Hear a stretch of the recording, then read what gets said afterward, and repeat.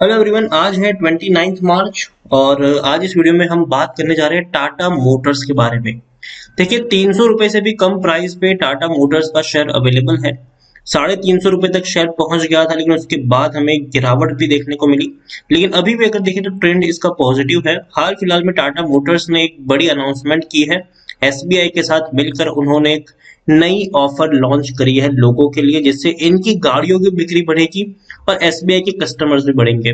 तो दोनों की विन विन सिचुएशन है। यहाँ पर वीडियो में हम डिस्कस करेंगे इस खबर के बारे में, और ये भी चर्चा करेंगे कि टाटा मोटर्स के शेयर में क्या दम है कि नहीं, क्या यहाँ से और ऊपर तक ये शेयर जा सकता है कि नहीं। उन सारी चीजों के बारे में इस वीडियो में हम डिस्कस जरूर करेंगे, लेकिन उससे पहले अगर आपने अभी तक चैनल को सब्सक्राइब नहीं किया है तो प्लीज अभी इसे सब्सक्राइब कर लीजिए, क्योंकि आगे भी बहुत सारे वीडियोस हैं जो आपको काफी ज्यादा हेल्प करेंगे। उसके साथ साथ अगर आपने अभी तक मेरी टेलीग्राम चैनल को सब्सक्राइब नहीं किया तो उसको भी सब्सक्राइब करना मत भूलिएगा, लिंक आपको डिस्क्रिप्शन में मिल जाएगा।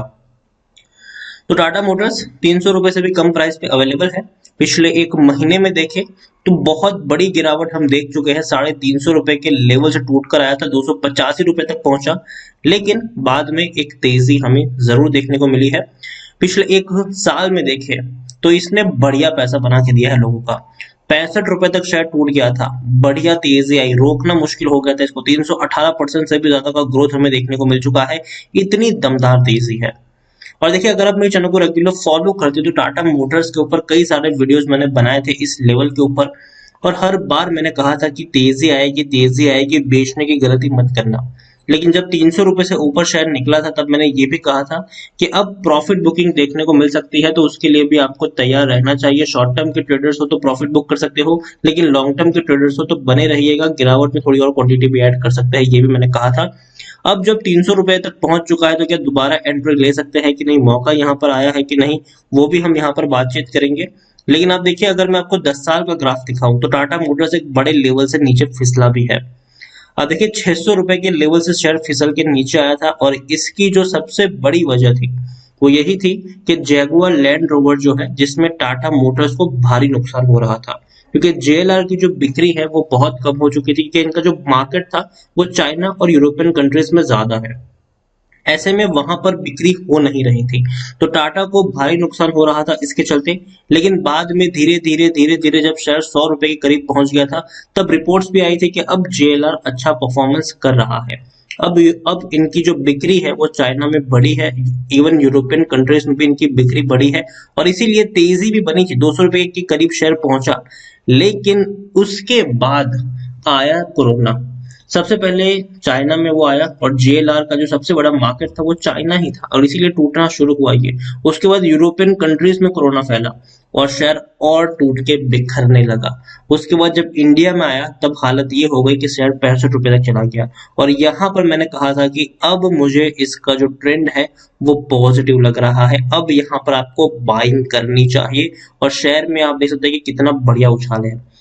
फिर जो प्रेजेंट सिचुएशन है वो ये कहती है कि जेएलआर की सिचुएशन भी बढ़िया है और टाटा की सिचुएशन ऑलरेडी काफी बेहतर है इंडिया में अगर हम देखें तो। और दोनों ही कंपनियां अगर हम देखें तो जो सबसे बेहतर चीज है उसमें काम कर रही है वो है इलेक्ट्रिफिकेशन। जेएलआर ने तो अनाउंस कर भी दिया है कि वो आने वाले 5 साल में फुल्ली इलेक्ट्रिक बन जाएंगे, मतलब दूसरा टेस्ला बनने की कोशिश कर रहे हैं। हालांकि बनेंगे कि नहीं ये दूसरी बात है, लेकिन फिर भी फुल्ली इलेक्ट्रिक की अनाउंसमेंट जेएलआर ने कर दी है। और एक बड़ी इलेक्ट्रिक कार इन्होंने लॉन्च भी कर ली है इंडिया में। इंडिया में इलेक्ट्रिक कार इन्होंने लॉन्च भी कर ली है, लेकिन बहुत महंगी है ये। 1 करोड़ के आसपास की इसकी कीमत है, काफी महंगी है। इवन जो टेस्ला की कीमत है उससे 2 गुना महंगी ये कार है। टेस्ला से भी डबल प्राइस का की इस कार की कीमत है। तो हालांकि प्राइस एक इश्यू जरूर रहने वाला है, खास करके हम इंडियन लोगों के लिए यहाँ पर।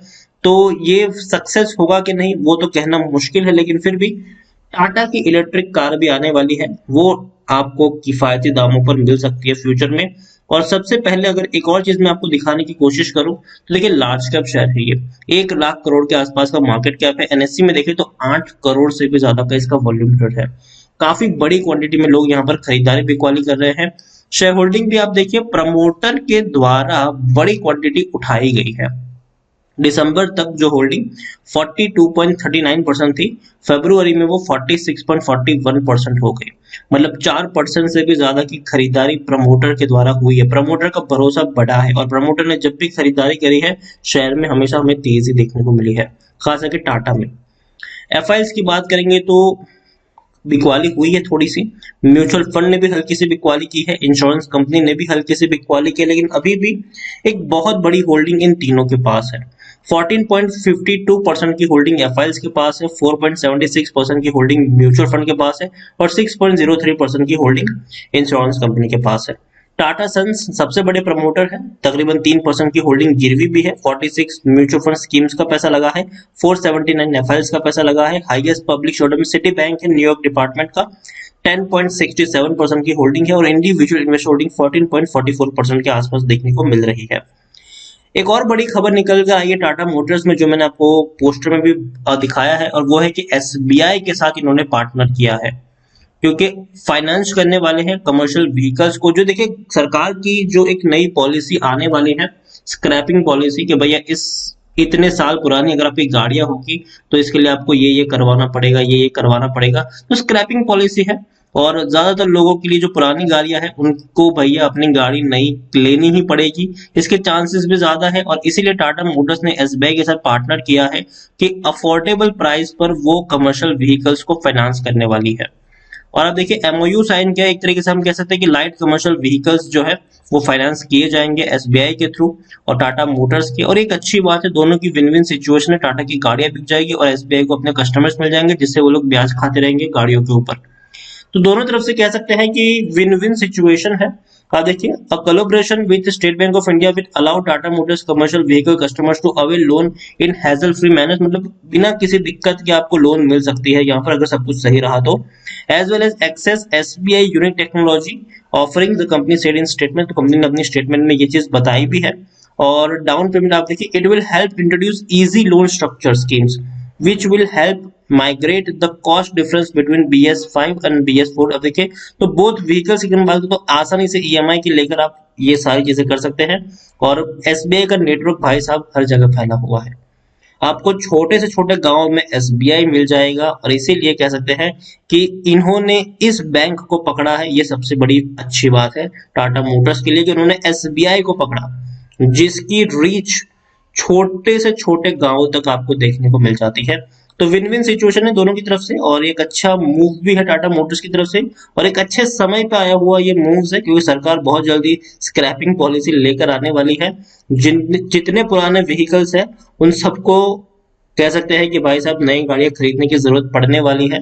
हालांकि कितने लोग खरीदेंगे ये बात की बात है, लेकिन अगर हम एक और चीज अगर देखें तो टेक्निकल रेटिंग जो है वो अभी न्यूट्रल है यहाँ पर, क्योंकि डाउन ट्रेड में है शेयर अभी।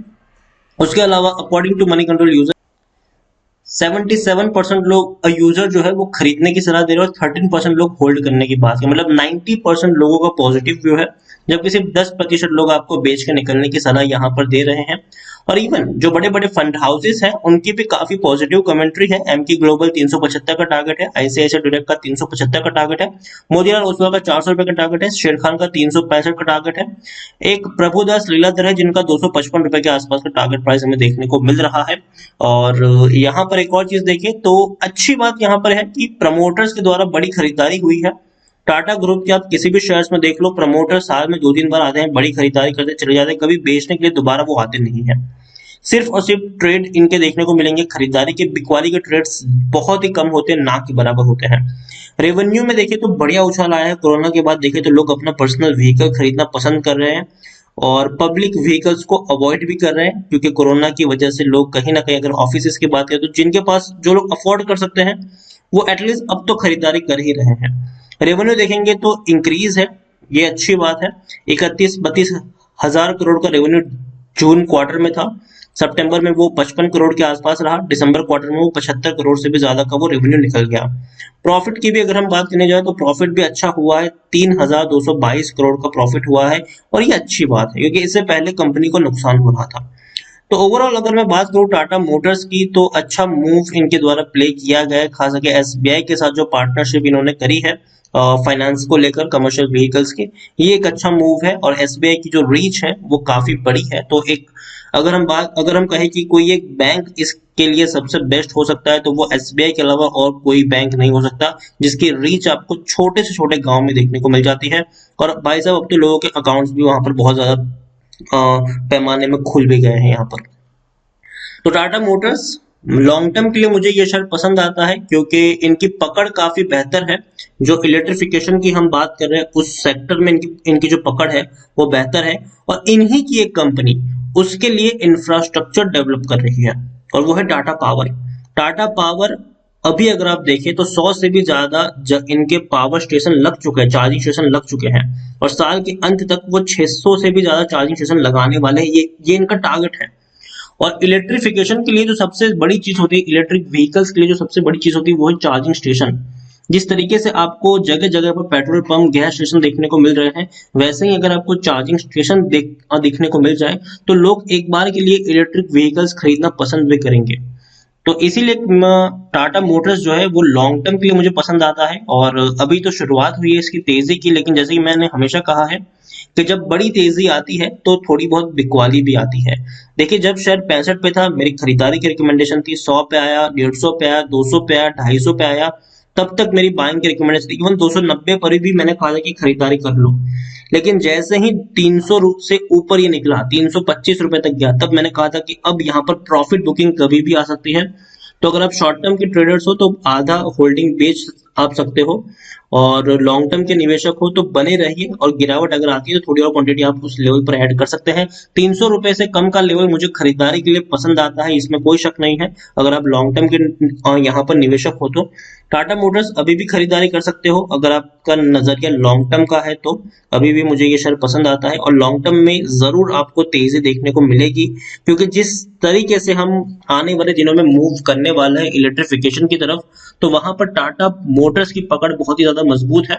और दूसरी बात यह कि जिस तरीके से स्क्रैपिंग पॉलिसी गवर्नमेंट के द्वारा इंट्रोड्यूस करी जाने वाली है, ऐसे में आपको जो पुराने व्हीकल्स हैं वो धीरे धीरे सड़कों पे कम नजर आएंगे, उसकी जगह नए व्हीकल्स लोगों को खरीदने पड़ेंगे।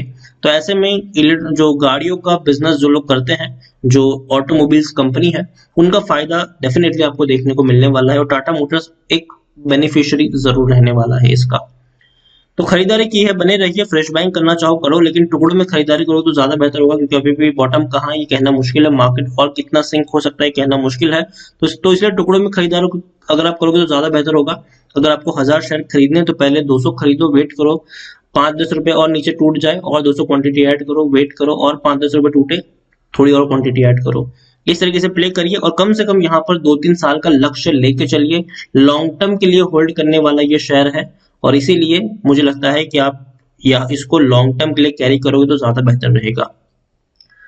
तो वीडियो को यहीं पे एंड करूंगा। पसंद आया हो तो प्लीज लाइक करो, शेयर करो। चैनल पर अगर पहली बार आए तो प्लीज सब्सक्राइब करो। टाटा मोटर्स के बारे में आप क्या सोचते हैं वो भी आप मुझे कमेंट में लिखकर बता सकते हैं। Thank you.